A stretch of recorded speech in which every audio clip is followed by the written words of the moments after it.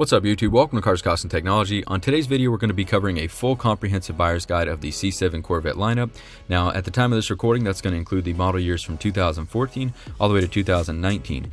This video is really intended for new or potential Corvette buyers who are interested in buying a C7 Corvette, but need a little bit more information to decide which model will be best for them, which trim level they need, which performance packages they need, all the different variables that are involved when you're buying a new Corvette. So hopefully this information helps you guys decide which one is best for you. I do also want to point out that I had another video posted to the channel a couple months back with this of a C7 Corvette buyer's guide, but due to the production quality being pretty bad on that video and the information becoming outdated, as we've recently had the 2018, which is such a short production year, and now the 2019 information has been fully revealed, I wanted to give you guys a refresher on that video as well as an update on all the new Corvette information that's out. I also want to give everyone a reminder that I've got the iPad giveaway going on here on YouTube. If the channel can reach 10,000 subscribers by Christmas, I'm going to be giving away a silver 128 gigabyte iPad mini 4 for completely free. So definitely check out the card above or the link in the description on the video that goes over all the details on how you can be entered in to win the iPad. But let's go ahead and dive into the buyer's guide. So the very first 7th generation Corvette, or C7, was the 2014 Corvette Stingray, and basically this car really changed how people perceive the Corvette. You know, the C6 was a fantastic car and I had one myself, but it was starting to decline in popularity, especially with the younger generation, where the C7 came out and it had so much more aggressive and exotic styling. It had a lot of new technology built in, so this car really started to appeal to a whole new market of buyers, and it was a great value at a starting MSRP of $52,000. Had 455 horsepower and 460 foot-pounds of torque without the performance exhaust, so really a very powerful car for that price point.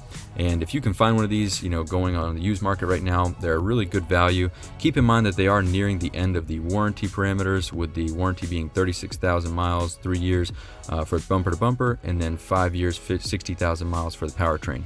Now, next they rolled out the 2015 Corvette Z06, which is basically, for those of you that aren't familiar with the Corvette lineup, the Z06 is going to be similar to the Stingray in terms of styling, but it's going to have much more power, it's going to have a wider wheelbase, upgraded aero, upgraded suspension, brakes, basically anything that's needed for going fast on the track the Z06 has.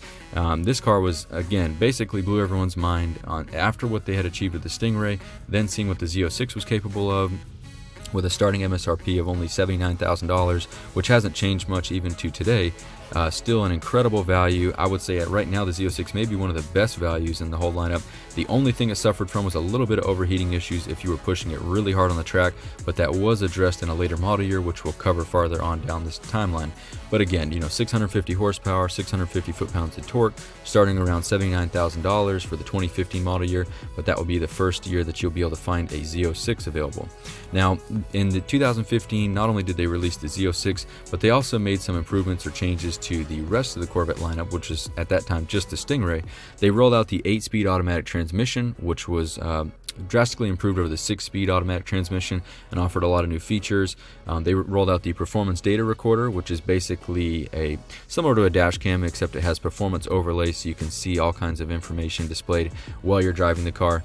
They also rolled out OnStar with 4G LTE connectivity, so if you needed a 4G hotspot in your car, that was became available in the 2015 Corvette. I have that and I've never used it, so not sure that's really a must-have for most people, but the PDR, performance data recorder, and the 8-speed transmission are really awesome, so keep in mind that you need to go with a 2015 Corvette or newer to get those features. Now, going into 2016, there was no new Corvettes released, you know, as far as a new model or a new specific type, but they did make some updates to the Corvette lineup. You know, basically they changed a few things, including the front curb view cameras became available, which I think are a great feature. And if you've driven a Corvette before, you know that it's very prone to scraping, whether it's a curb or driveway, so having those curb view front cameras is really helpful, and I think that that's an awesome feature. I wish mine had that, but that became available in 2016. Also, Android Auto and Apple CarPlay compatibility came out, which is a game changer for me. So much better than the stock infotainment system. You got the flat bottom steering wheel on the Stingray, which isn't a huge feature, but it's still kind of cool, as well as the power cinching hatch on the back. So if you don't want to have to slam down your trunk in 2016 or newer, they've got the hatch that actually closes itself as long as you get it close. Now in 2017, they did actually release a new model. It's going to be the 2017 Grand Sport, and basically this is a hybrid, if you will. This is basically the powertrain or the engine from the Stingray, you know, the LT1, 460 horsepower once you factor in the performance exhaust, but 460 260 horsepower V8 engine paired with the looks and appearance and options of a Z06. So you've got the wider wheelbase, you've got the more aggressive aerodynamics, and you can also get the Z07 performance package, so you can get things like carbon ceramic brakes, and basically it's kind of a hybrid. It's a very good value in my opinion, considering that it starts at $66,000, which still holds true to even the current model year. I think that this meets the kind of the sweet spot for a lot of people that don't really need the power of a Z06, but really love that aggressive stance and the wider approach that the car has with the wider tires and more aggressive aero. Now, for 2017, they also revised the rest of the Corvette lineup, obviously including the Stingray and the Z06. The Z06 did receive some revisions to the supercharger top, which were supposed to help aid in cooling. As I mentioned earlier, the Z06 did struggle a little bit with cooling issues with heavy track usage in the earlier 2015, 2016 models. So in 2017, they did revise the top of the supercharger. I don't know exactly how much that helps. I do still hear occasionally that people can get the car into limp mode or overheat it if they're really beating it up, but I think for most average people, you're never going to approach those limits on a Z06, and it's going to be fine. But you also see things like the red seatbelt became available, interior stitching colors like red and yellow could now be on the paddle shifters, and then you got the suede steering wheel, things like that. Nothing drastically changing in 2017 for the rest of the Corvette lineup, but it is worth noting that the 2017 Z06 has a slightly revised top on the supercharger for cooling. Now in 2018, there weren't really any significant changes. They did offer the Carbon 65, which I feel like was a pretty significant or cool package. A lot of people were interested in that. It basically included a lot of exposed carbon fiber. There were only 650 going to be produced, and that's between the Z06 and the Grand Sport. They may actually still be producing those at the time of this recording, since the 2018 model year is still out. I know the production is going to be ending soon. I don't think any more orders can be taken at this point, but also another cool thing that I wish I could have gotten, the 19-inch front and 20-inch rear wheels became standard on the Stingray, which I think is great, because I feel like the 18-inch front and 19-inch rear wheels that I have on my Stingray look a little bit too small for the car, so I'm glad that they made those standard without having to buy the Z51 package, which we will cover later on in the video, as well as they improved the rear view camera for higher resolution and a wider angle. Now 2019 is a huge year for Corvettes because everyone has been waiting so long for this model, and it's finally here. But the 2019 Corvette ZR1 is here, which, if you guys remember the C6 ZR1, which I believe was released in 2009, it was just a legendary car with just outrageous performance, and everyone really admired that car, and it was known as the pinnacle of the Corvette for a while. Now the ZR1 for the C7 generation is no different. Incredible performance, 755 horsepower, 715 foot-pounds of torque, coming from the upgraded supercharged LT5 6.2 liter V8, and basically it also has improved aerodynamics over the Z06, improved cooling. They revised the front fascia and the hood to aid in the again, the higher performance and the increased cooling. But basically this car, it's very expensive, coming in at $119,000, far more expensive than any other Corvettes, but it's, you're buying something special here. It's basically supercar level performance, and obviously in terms of Corvettes, it's very expensive, but I think that this being the peak of the Corvette lineup for us, it gives us all something that we can admire, something that we can look towards and say, we're proud to own a Corvette, because the ZR1 at the tippy top of the lineup is just killing it.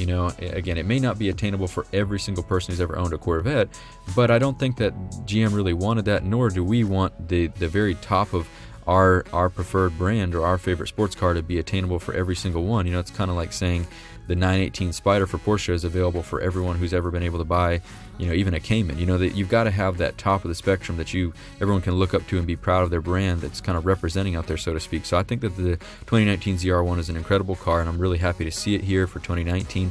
Now the rest of the 2019 lineup, from what I understand so far, is not changing at all. Even price points are going to stay pretty much the same. We've got the ranges there. Now I do want to cover trim levels. This is going to be really hard to cover in one video because there's so many variables, but I more or less want to show you guys what to expect when you're buying a Corvette. If you're looking at a Stingray or Grand Sport, it's going to be the LT coating, so basically 1 LT is base, all the way down to 3 LT, which is going to be the premium trim level. It's up to you to really decide if that's going to be a good value for you. I personally went with a 1LT just because I didn't need a whole lot of extra features. I do wish that I had the heads-up display, so that would have been something worthwhile going to the 2LT. But this is just an example. I did not include every single feature here. Even in the Z06, you've got the L1 LZ, 2 LZ, and 3 LZ. For the ZR1, you're going to have the 3 ZRs, pretty much the only additional trim level that you can get over base. Again, I don't want to so much tell you guys every single feature that's included in the trim levels, but just show you how the trim levels work, roughly how the pricing stacks up, so that way when you go to purchase your Corvette, you know which trim level that you're going to be seeking out. Again, look through all the individual features and decide what's important to you. Make sure that you pick the right trim level. From past experience, I can say that the second or middle tier seems to be the best value, but again, that may be different for you.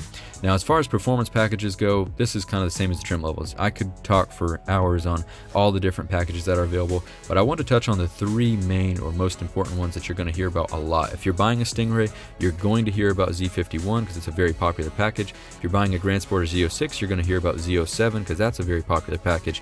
And then if you're buying the new ZR1, the ZTK has a lot of controversy around it right now, but that's a very popular package. Now, these are all great packages, but when we start at the Z51 package for the Stingray, you've got things like performance exhaust, you've got the upgraded aero, you've got performance brakes, performance gear ratios.